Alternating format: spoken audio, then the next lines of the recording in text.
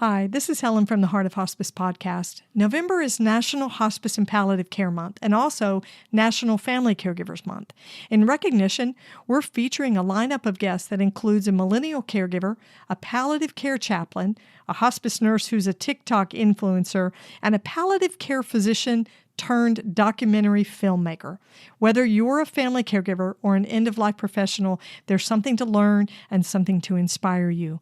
Be sure to subscribe so you don't miss an episode. Hi, I'm Helen Bauer, and this is the Heart of Hospice Podcast. The Heart of Hospice Podcast is your source for compassionate and informative discussions about hospice and end-of-life care. I'm a certified hospice and palliative care nurse with over 15 years of experience. Whether you're a caregiver, someone with a serious illness, or you simply need to know more about hospice care, this podcast is for you. Join me as we explore all the aspects of hospice, from the details of caregiving to the emotional and spiritual dimensions of end-of-life journeys. For more resources and to connect with me, visit theheartofhospice.com and find us on Facebook, Instagram, and LinkedIn. Keep listening for today's episode.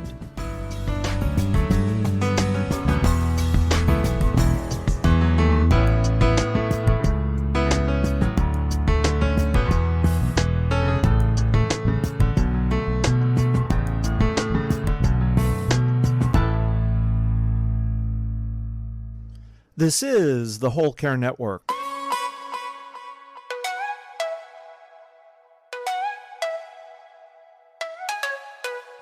Helping you tell your story one podcast at a time. Content presented in the following podcast is for information purposes only. Views and opinions expressed in this podcast are solely those of the host and guest and may not represent the views and opinions of the Whole Care Network. Always consult with your physician for any medical advice, and always consult with your attorney for any legal advice. And thank you for listening to the Whole Care Network.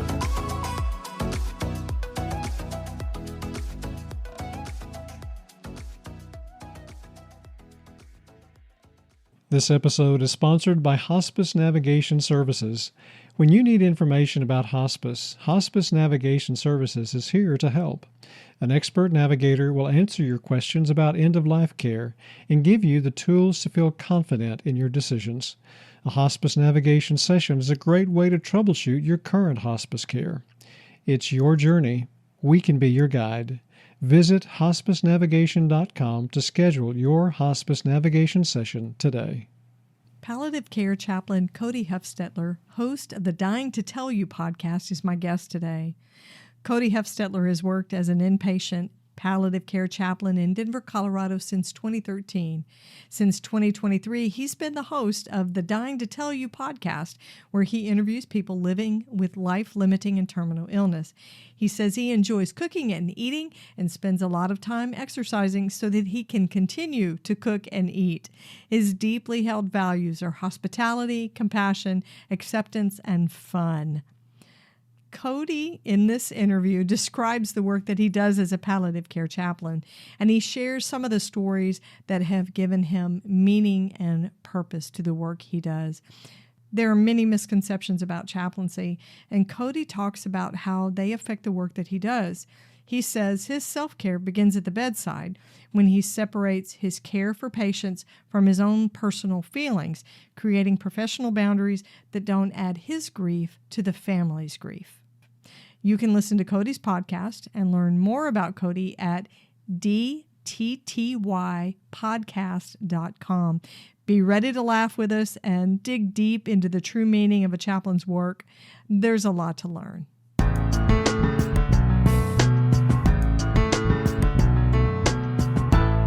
Cody, welcome to the Heart of Hospice Podcast. It's so great to have you with me. This is going to be awesome. I have been looking forward to this because I think we're going to get into some trouble and cut up a little bit.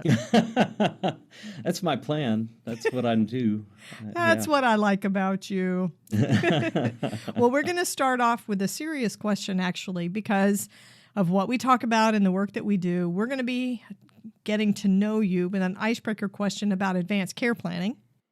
So when you think about your own death, as you approach death, do you want to have music or some other sounds in the background, or would you prefer to have a quiet environment?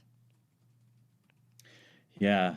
That's an interesting question. I don't often think about it in those specific terms. When I think about my death, I always think about, like, I want to be at home. I also think about my family, my wife in particular. I don't know, because we haven't really talked about it, which is bad, but I don't think she would really want me to be at home. I think that would creep her out a little bit. Yeah. She didn't do the death and dying thing as easily and as much as I do. So, but my favorite thing in the world is being with family and friends, cooking a meal and eating together. And I'm guessing if I'm coming to the end of my life, I'm probably not going to be eating or doing the cooking, but those sounds of people around, light music, maybe just people there telling stories and just sharing life together is my absolute favorite thing. And I think that's what I would love, is if I could just be laying there, maybe on my couch, having people there doing some cooking, telling stories, light music, and then I just fade away. I think that would be ideal for me. Oh, I like it. It's like the music of your family. Yeah, totally. Yeah. Totally. Yeah, a couple of my cousins and I had always had a tradition of washing dishes together and sharing stories back and forth and catching up with each other at family events. So it's that kind of chatter back and forth. Mm-hmm. Yeah. Yeah. It's the fabric of a family. I love it. Yeah. And laughter. I mean, that's huge for me. Joy, laughter is, I guess I kind of always assume that people enjoy fun, joy, laughter, but not everybody does. But that's really a big value of mine. And just having people there laughing, telling stories. I don't want people being around being all sad. I mean, I know they'll be sad when I die, but Right. I don't want the focus to be on all the loss, at least while I'm there. They can cry later. Yeah. Well, I think that's a great point to bring up, is joy and laughter aren't incompatible with death and dying. Absolutely not. We think about it that way. And there are a lot of people that don't say funeral or funeral service. They say it's a homegoing. It's a celebration of life. Yeah, a lot of people think of it that way. But I think I'm like you. Even with the death and dying part, laughter and humor and even joy, they're not incompatible with that event. No, I mean, it's a drum that I beat a lot, because I think people tend to show up to visit somebody who's coming to the end of their life, and they are sad about it, or feel like they need to be somber, or they have some pity. And I understand all those things, but the drum that I do beat is a dying person has available to them the full breadth of human experience and emotion. And I'm sure they have sadness, they have some fear, but they are also glad to see you. They experience joy, they experience, humor, all of those things. And I had a death in the ICU just a couple weeks ago where this family was just going back and forth between tears, and then somebody would crack a joke about the person that died, and they would just crack up. They were just laughing, and I told them, I've done this for a very long time, and when I see families like you who are able to be here and cry and laugh at the same time together, I don't worry about you. I know you're going to be okay. And I think it's not only compatible, I think it's important. Yeah, it absolutely is. When I think about me, for my personal experience, I don't want somebody to come in and say, "Oh, I want to share a story with you as you're dying," and it's this horrible, sad story. I want you to share the story of when you and I were in high school and we got my car stuck in the ditch because we were chasing some boy and had to get the football coaches from the high school to push it out of the ditch so my mother wouldn't know I did it. Things like this that. Sounds like a real story. No. No, I don't think I've ever told that story to anybody. That did happen. You're sworn to secrecy. Everybody. I won't tell anybody. Everybody listening. But those are the funny things that people like to reminisce about, right? Totally. Reminisce on the big things that made us laugh and gave us joy. So there's room for the both grief and joy in the event. And I love it that you would embrace that with your family. Yeah. That's so cool. Okay, you are a palliative care chaplain. Yes. You bring the comfort. You're a soul jockey, as I like to call you. So tell me about the work that you do as a palliative care chaplain, because palliative care as a specialty is super misunderstood. It's sort of the new kid on the medical block. Yeah, which is crazy because it's been around for a while. I know. But it is still, I mean, you're right, though. It is, I mean, I wouldn't say infancy, but maybe it's a toddler. I don't know. But I think a lot of people think of palliative care as like pre-hospice or something like that. And it gets grouped in with hospice, and I understand why. But I think of us as the comfort and quality of life team. And a lot of that has so much to do with who a person is and what's most important to them. And how do we, within the bounds of what's possible, how do we get them the most of what they want out of life and help them live as well as they can with what they have, and help them to avoid the things they want to avoid, right? Like, setting limits that will help them to avoid, medical care that they don't want, or being in a facility they don't want to be in, or whatever it might be. And so the work that I do, I'm inpatient, so I'm always in the hospital, and I see people kind of in these threshold moments. The things are changing a lot of times. Either people have gotten a new diagnosis, or they've been living with something and that thing is changing. Their cancer has progressed, or their heart failure has gotten worse, or their lung disease has gotten worse, or they've gotten to a place with their renal disease where they need dialysis now. Decision points, things that require some thought and some planning. And these kinds of decisions, at least in my opinion, are best made when we're not making decisions on emotional reaction or panic. These things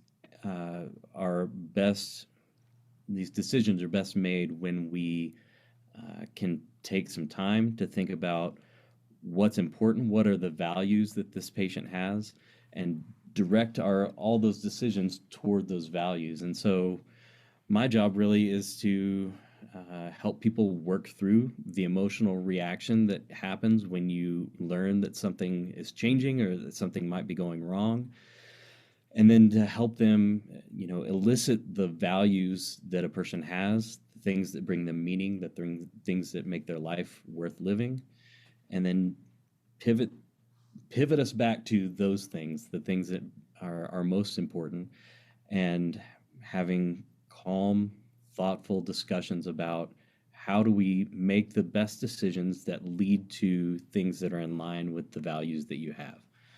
That was a mouthful, but so that's our team, and that's what I do, is really step into that panicky place and say, okay, what are you feeling?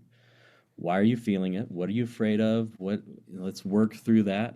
Let's talk about it. Okay. Reasonable to be afraid, reasonable to be sad, all of those things. And what can we do now to talk more about the things that are more important, the more durable things that you want to make decisions based on. So, sometimes it does have to do with, I'm a chaplain. Sometimes it has to do with religious beliefs or things like that, existential things, fear about dying, that sort of thing. But a lot of times it's family systems and emotional reactions and, unfulfilled plans and rewriting that narrative of somebody's life. We just talked about that this morning. We had when something big happens to a person, I have this idea about what my life is going to be like. Even if I'm not like consciously thinking about it, I have this idea that I'm going to get older and I'm going to grow old and I might have grandkids and I might, all this stuff. Plans. And when something big happens and it kind of derails that, a person really has to work through the grief of letting go of that life that they thought they were going to get and start working on writing the story with the cards they've been dealt. That's mixing metaphors, but writing the story with the plot twist, maybe, that they've gotten. Right. And so it's really just about helping people kind of grieve the loss of the story that they thought they were living, and engage in writing the story that they want or that they can have based on what's happening. I think I'm that's talking a ton. Sorry. No, that's perfect. I think that really captures the role of a chaplain, because it's exhausting to rewrite, restructure, refocus. Your treatment's not working, we need to go a different direction. Your treatment's not working, so we need to stop it. You're not a candidate for treatment. You've got a brand new diagnosis. So you've got this person who's grieving, maybe exhausted, and when you add in family dynamics, you just stir up the bucket and all the mud rises to the top. Grief and these events do not bring out the best in people and their coping mechanisms. Let's be real. Sometimes. Let's be real. Yeah, the coping, I think that's right. I always say, like, part of what I love about showing up to work is that we're meeting people oftentimes on the worst day or week of their life. Oh, yeah. And their family is showing up being really great, generally. You're right. Coping Coping is difficult, and I think everybody grieves in different ways, and everybody. But once you kind of work through that panic that initially sets in, the emotional reaction, people are really great to each other, and that's what I love seeing that. But yes, you're right. It is whatever dysfunction a family has really shows up when the system is tested. So yeah. And we all have it. I mean, all of our families and all of our people, I mean, myself included, we all have our dysfunction. We do. And it'll show its ugly head when it's not being kept in check. So yeah, there's nothing like a terminal diagnosis to really expose the fact that your family doesn't communicate well. That's right. Something like that. But that really does highlight the role of the chaplain, because that's where you guys come in. You're mediators and advocates and communicators and clarifiers, and a lot of times translators, because when it comes to understanding the language of healthcare, right, it's almost like we're talking in code half the time. Yep. Palliative care teams, palliative care chaplains really help to clarify stuff and get things reworded in terms that people understand. Yeah. But there's a lot of information out there about chaplaincy in general, a lot of misinformation, and some of it is because we as an industry in end-of-life work have perpetuated that by bad behaviors. I mean, we're going to be real, right? Yeah. Because there is a misconception out in the general community that chaplains are there to convert you to a mainstream religion, most of the time Christianity, right? But that is not the role of the chaplain, and it actually goes against their ethics. if they are doing that. So do you encounter a lot of misinformation about the role of a chaplain? And what is the craziest thing you've heard that people think you do? Well, I think the craziest thing, and I mean, if somebody thinks this, I don't think it's crazy. I think it's just misinformation. But it feels crazy to me for somebody to say, oh, my loved one is sick and dying. Can you please talk to them? He hasn't been saved, right? Like I need to go in there and save him. And right. And this is the time to do it. Yeah, right. And this is your teachable moment. It really does. It doesn't happen all that often.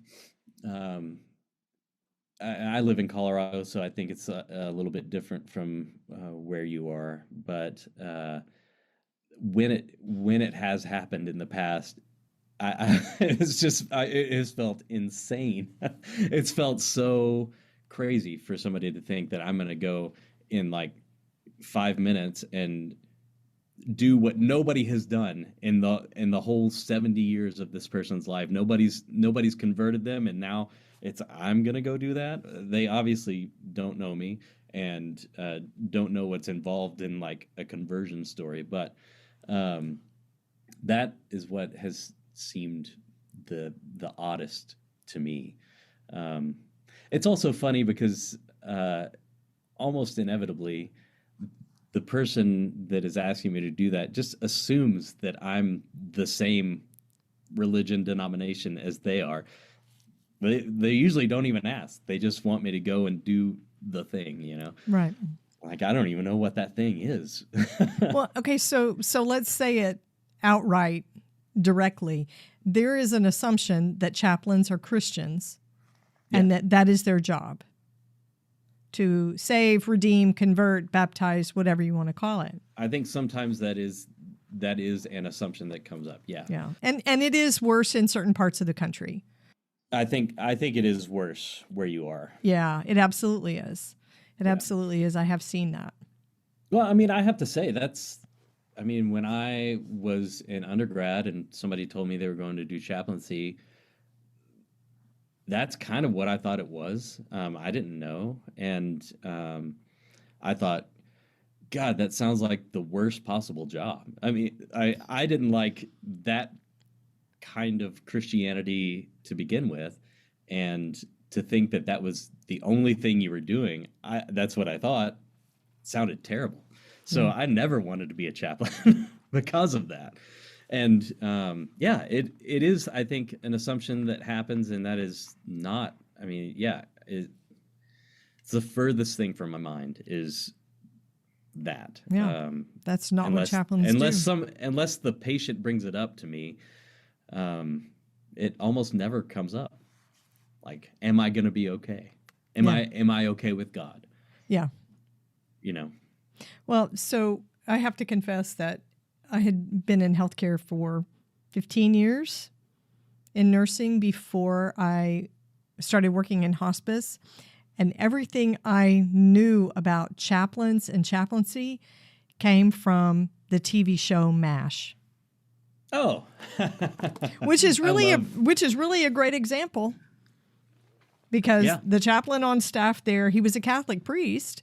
Father Mulcahy. Yes, Father Mulcahy, Francis Mulcahy. And he would take care of, he provided all these different services, take care of Jewish soldiers, all sorts of faith needs. And that's that was my first encounter with chaplaincy. I never realized that until today, just now. Yeah. But it was. He's great in that show because of that. He is Catholic, but I never once saw him say to somebody that they needed to change to be Catholic, or, there was no kind of conversion stories as far as I remember on that show. I never saw him being judgmental about somebody's faith or lack of faith. He was just a caring person. Yeah. I had forgotten about that. Yeah. Okay. What a great show. I know, right? They don't make them like that anymore. No, everything. It's like everything I learned about chaplaincy, I learned from television. That's not great. from MASH.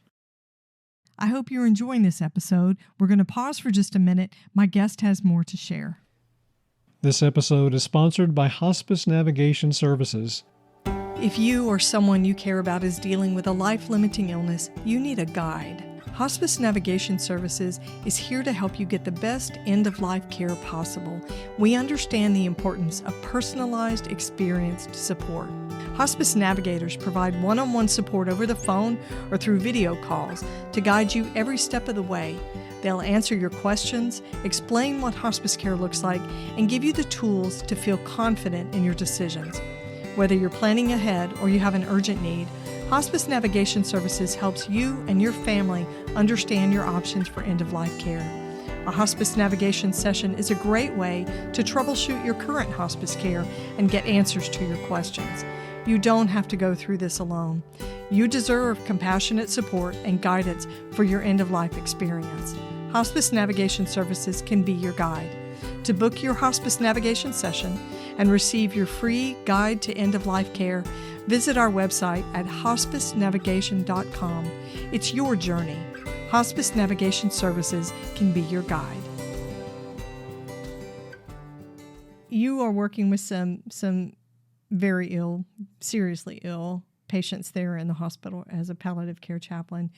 Tell me about a time that moved you, a time that you were influenced or affected by the time you spent with a patient.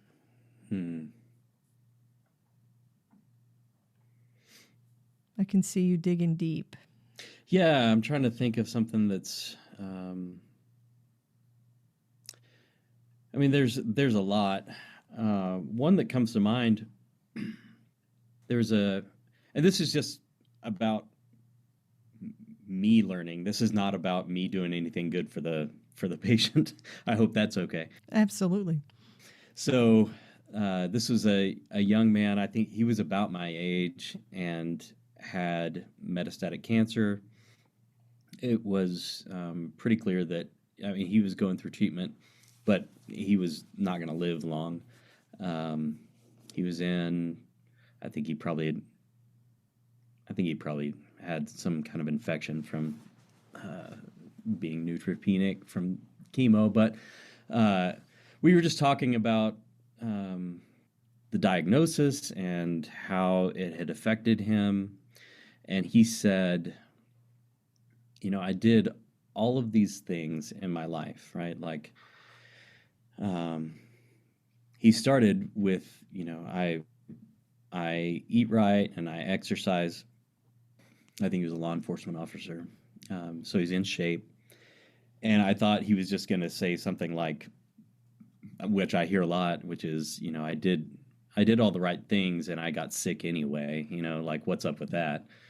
Fair question. But he said, I did all these things, I'm eating right, I'm exercising. I wear my seatbelt in the car. I saved money. I got health insurance. I got life insurance. I'm taking care of my kids. I have routine. I do all these things that make me feel like I'm safe. And what this diagnosis has shown me is that it's all an illusion. Nobody's really safe. We do all these things that make us feel like we're in control and safe from whatever might come. And the reality is, living is just dangerous. And I was like, that it hit me. And I've thought about that almost every day since, because I am a very routine-oriented person. I get up every day at the same time. I go to the gym. I mean, very much like him, right? I do all these things. And I hadn't really thought about the fact that I'm doing these things because they make me feel safe. I feel like I have control over my life when and when things are out of control, when I don't do those things, I start to feel a little uneasy, little jittery. And it's helped me to realize, and I've done some other things, some other practices in my life that have kind of helped me pay more attention to that, just be aware of that. and recognize that I'm not safe, and that I'm not guaranteed the next day, and to live more present in the moment. But yeah, I think about that almost every day. Just I'm not as safe as I think I am. You know, I'm really struck by, this was a guy who worked in law enforcement. Yeah, right. Right, which is risky, dangerous when you go to work every day. But what he realized is life is precious no matter where you work, no matter what you're doing. Yeah. Yeah, and that really is the message. Not that I'm not safe, but that the inverse, I guess, which is right now what I have is really important. And being so future-oriented where my routine takes precedence over being present to my life right now, or being so preoccupied with saving money, or being so preoccupied with being healthy, for the payoff in the long run, we don't always get the long run, and we don't always have control over that. So, which is, that's a good lesson. Being present and grateful for my life now is really important. Yeah. Just goes to show you that we get way more than we give to the patients 100%. and the families that we take care of. Absolutely. That's not some flowery thing I say because, I'm called to work with the dying. That's an absolute truth. We learn from these people every day. They teach us. I stumbled ass backwards into this role, as a palliative care chaplain. And I think I've found a place where I'm suitable. I'm able to do this work, and I think I do it well. I don't know that I was called to it in that way. And like you, most of this, I hate to say this, I don't want to tell anybody else, don't tell anybody, but most of this is just for me. Like, I find so much meaning in this. I learn so much from this, and I find so much fulfillment from doing this work. And my life is better because I'm doing this work. So it's mostly for me. I care about my patients, I do. But if I'm being honest, it's mostly for me. You know what? I won't tell anybody if you won't tell anybody about my driving the car into the ditch. But you know what? I will say the same thing. I've done a navigation session with people over the phone and hung up, and I'm like, yes, that was incredible because they told me I gave them what they needed. Mm-hmm. Yeah, it's purpose and meaning. And I think that's why we keep coming back to this, why people stay in this industry, because let's face it, some of this work is just heartbreaking. You're talking about a young man with probably terminal cancer, or at least life-limiting, and he's your age. Yeah. Yep. Yeah. Which for me as a nurse, as a hospice nurse, when I aged into caring for that population that was the same age that I was as I got older, I found that really impactful. Yeah. Because it's, although every human life and every human death is relatable because it's another human, for me to care for somebody who was the same age as I was really hit me hard. Yeah. Really hit me Did hard. you find it difficult to do? I did.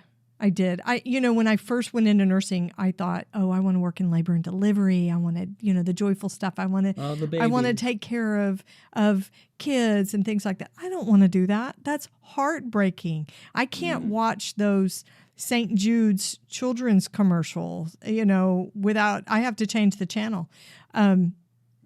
So I found my way. And I would say I wasn't called to working in end-of-life care, but I was led here. Yeah. Yeah, and kind of found my place. Yeah, I mean, I think that's true. I was led here in some ways, for sure. Yeah, I'm not smart enough to know that I was called, and I'm like, oh, hey, this is where I need to go. I don't even know what that means anymore. Yeah. I'm not even sure how I got here. I just know that I like it, and it does have incredible meaning. Yeah. Otherwise, why in the world would we stay? God knows it's not the money. I mean, I don't want to hurt anybody's feelings, but nobody goes into hospice chaplaincy to be a millionaire. Actually, that's what I tell people is that's why I do this. It's for the money? Well, mostly for the fame, but the money's awesome. That is hilarious. For the fame.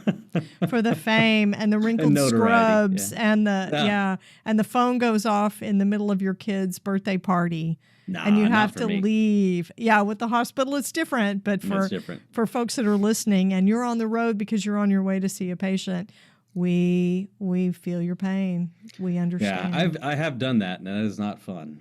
That is not fun. No, it isn't. But it's part of the hospice life that we lead when we take this work on. It's true. So, okay. One of the things that we do take on when we do this work is secondary grief. It's compassion fatigue. It's very normal. It's part of being a human and understanding that someone else's pain and suffering are tangible for us as individuals. When you've experienced secondary grief and compassion fatigue, how do you take care of yourself? Well,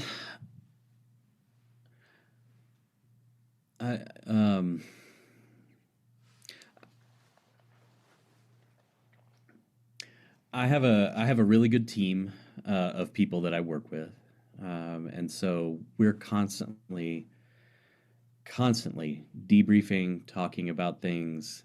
When something big comes up, we talk about it. We kind of work through it. I am really mindful of my boundaries with people, with patients, with families, and mindful of my work and how I'm engaging in my work. And so, I mean, I don't want to say that I'm not trying to say that I have it all figured out, but there's a difference between taking on somebody else's grief, somebody else's emotions, and being present to it. So I can go and I can be with people in a very, very sad death. But I can also realize that there's a separation there between me and those people. Their grief is not my grief. Right. Their sadness is not my sadness. And I think it's taken a long time for me to be aware of that and to really be able to practice that well. But I think that's something that we miss when we train people, because so many of the people that get into this do it because they love people and they just want to get in there and they want to love on people and they want to develop relationships with people. And I always caution young, it's a teaching hospital, so I'm talking to residents a lot. So I'm always caution them, like, I understand that you are feeling a lot about this patient right now. Let's remember, this patient's not you. This patient's not your mom. This is not your family here. Right. Let's take a step back and let's pay attention. Why are you feeling the way you're feeling? Let's acknowledge it, and then let's remember what our role is here, and just trying to set those boundaries between my role as a chaplain and my role as a human. They don't need me to be sad with them. They need me to be there and help them work through their sadness, but they don't need me to add to the sadness. There's plenty of sadness there. Right. So it really is, a lot of it is proactive, trying not to get to that place where I'm overwhelmed by all the sadness that I'm encountering, because I'm encountering sadness and panic and fear and all of those things every day. If I was empathic, meaning I'm feeling the feelings of the people that I'm working with, if I'm feeling every patient that I walk, I will be crushed. I can't do that. You wouldn't make it through the day. No, that's, and I'm not trying to put down people that are empathic in that way, but I think that recognizing that people have those feelings, are having that experience, and then letting compassion, which is kind of how I differentiate empathy and compassion. I think empathy is good. It helps us recognize what people are going through. And then if we can move to compassion, which I feel like is more volitional, like I can do something for them, that's really where I find the meaning is in the work, not in the people. And that sounds a little callous, but I'm here to do a job. And if I do my job well, then they'll walk away a little more whole than they would if I wasn't there, hopefully, right? But if I take on all of that stuff, I mean, I've seen it happen. It just crushes people. But of course, there are times when one thing will get to me, and it's just too much for me. And I can say to my team, like, this is really affecting me, and these are the reasons why. And they can care for me, and they can help me talk through it, and they can help me work through it. And if necessary, they'll take it off my plate. You know, there's another chaplain on the team. He can go do it instead. And oftentimes what triggers those reactions in me is not what triggers those reactions in him. And so we kind of work through that together. But, you know, it happens maybe once or twice a year where something is just overwhelms me, and I'm like, I can't do that. So, you know, boundaries, I guess. If I was going to put it into one word, it would be boundaries. You know, just keeping my professional boundaries, keeping my personal boundaries, and then when I realize that I've crossed those boundaries, putting up more boundaries and saying I'm not going to do it. I can't engage in the way that I want to. Sort Somebody of else got to do it. a reset. Yeah. So I think this is really good for other end-of-life workers and for family caregivers to hear this, because there is a reason we are the way we are. Yeah, totally. Right. It helps us do our jobs safely, which means we protect the families. What I hear you saying is we don't add our grief to theirs. Yeah. Right. Yeah. We become ineffective if we do that. Listen, if you're going to go to a funeral and they invite you to sit on the front pew with the family, you've crossed a boundary. Yeah. Right. That's not an appropriate place inside that grief event. Yeah. But to keep doing it day after day, it is a protective measure. It's a way we take care of ourselves so that we maintain some longevity for this. Yeah. Yeah. Well, I've been doing this in June. It'll be 12 years that I've been at this hospital. It's a long time. And I would like to be able to continue this. And so I gotta keep myself healthy, and I can't just dive in head over heels into every emotion that comes my way. Right. And there's nothing wrong with that. It doesn't make you callous. No, it's not even fun. So, I mean. Yeah, and it's difficult to do. You obviously care about people, and you do have empathy, but not to the point where you lose yourself and your role in what that family is going through. And really, the family relies on you to do that.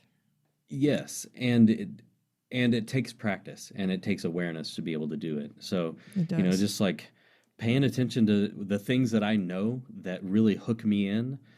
I know them. Like, I mean, there are new things that come up all the time that kind of surprise me from time to time, but most of the time I know. And when I see a patient whose siblings are showing up for them, that really touches my heart. I love my siblings so much, and that's really important to me. And so when I see that, I gravitate to that, and I want to jump in, and I want to kind of be part of that family system. That's not my role. They don't need me there. They've been doing this fine forever. Right. And they're going to be fine when they leave. They don't need me to do that. They need me to be there and do my job, which is to help them work through stuff, to be there to hold space for their feelings, to help them kind of identify stuff, to make decisions, that sort of thing. But they certainly don't need me to be another brother. You know, they got plenty. Yeah. I really like the way you said you're not there to add your grief into theirs. You are there to help them work through their grief. Right. Very nice. Yeah, and if I'm overwhelmed with grief, and I can't do that, I can't do my job. Right, exactly. So what's your favorite part of being a palliative care chaplain? What's the cream of all of it?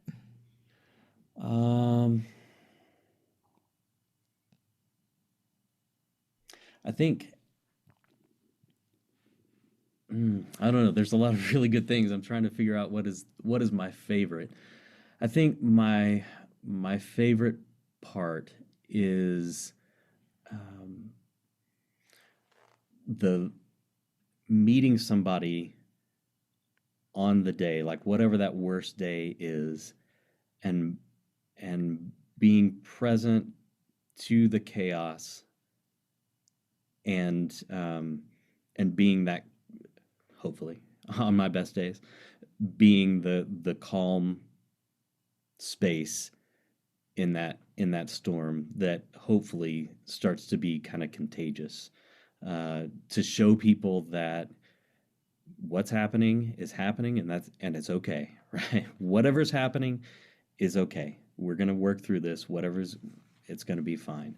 That I think is my favorite part. Walking in the middle of CPR, right? In the middle of a code, and sitting with the wife and just saying, okay, I see this. This is okay. We're going to work through this. Everything's going to be fine. Yeah. Even if the patient dies, she's going to be fine. The reality is she's going to be fine. She's going to be devastated, but she'll work through it. It's going to be fine. So, just the challenge, I guess, of maintaining some equanimity and calm in the midst of chaos. I think that's my favorite part. That's awesome. So speaking of awesome, you have a podcast, and it is called Dying to Tell You. Yes. What in the world are you talking about on this show? Yeah. It's a terrible name. I'll give you a guess. So I interview people who are coming to the end of their life, generally. That's the beginning of the podcast. So we talk to people who are living with illness, who understand that at some point that illness will or might take their life if they don't die from something else first. And we talk about all of that, right? Like, how was it to get that diagnosis, and what are the things that have become most important to you since the diagnosis, and how are you living your life? That's really the key, and that's what palliative care is too. Like, how do you live with whatever it is you have? And it's so great. These people are so great, and they have, it's changed the way that I practice. It's changed my life. When somebody has a terminal diagnosis, the things that are most important just become really clear, and they don't have time for bullshit, and they're not interested in small talk.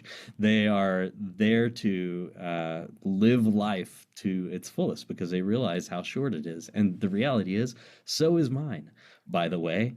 And that's what I think is really so key to this podcast, is it's not sad. Most of these people are loving life because they're focused on what's important. And it's so instructive to me, because you know what? What's important to them is probably important to me too. And so that's the podcast. We also have kind of a spinoff where we're interviewing caregivers or healthcare workers who are telling a story that has affected them, much like the story that I told about the young man with cancer. What are you learning from the people that you cared for? So we call that the caring perspective, and it's kind of a spinoff little thing that we're doing between seasons. But nice. Yeah. Where can they find the podcast? Oh, yeah. Anywhere that people listen to podcasts. The Caring Perspective is on YouTube, so we do video that, and on Apple Podcasts, Spotify. I don't know where else can you get a podcast? But and then on our website is dttypodcast.com. And we're on social media and stuff like that, so you can see little clips of various guests. Very nice. Yeah. Cody, you rock. It's so much You're fun. awesome. Oh, thanks. You're awesome. Thanks. Thank you so really much for appreciate being on the show. I love what you're saying. We'll have to have you back another time. This was a great conversation. Awesome. Cool. Well, thank you for having me. And can I plug again? I'm sorry, I should have done this before, but we are always looking for people who are living with serious illness. If you think you even might be interested in sharing your story, just get in touch with us. It's a very simple, easy process. And if you don't want to do it after you talk to us, no big deal. Not a big deal at all. No pressure, low stakes. But get in touch with us on the website, dttypodcast.com. There's a share your story link. Just get in touch with us and we'll call you or Zoom you and talk about it. Awesome. Cool. I'll put a link in the show notes so Awesome. Anybody that's interested in talking to you on the show can go straight in and connect with you. Thanks, Great. Cody. Great to have you on the show. Thanks so much. Thanks for listening to the Heart of Hospice podcast. Check out our sponsor in the show notes and please leave a rating and review on Apple Podcasts. We would appreciate it if you would share this episode with your friends and family and anyone who needs to know more about hospice. Connect with us on Facebook, Instagram, and LinkedIn. And remember, no matter who you are or where you are in your hospice journey, you are the heart of hospice.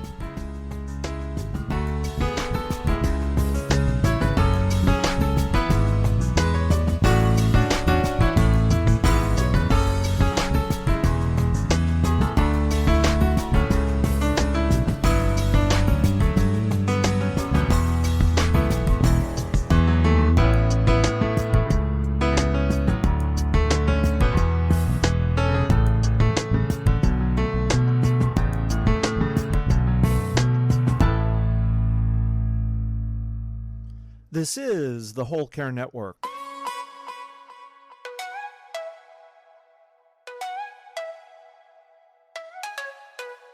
Helping you tell your story one podcast at a time.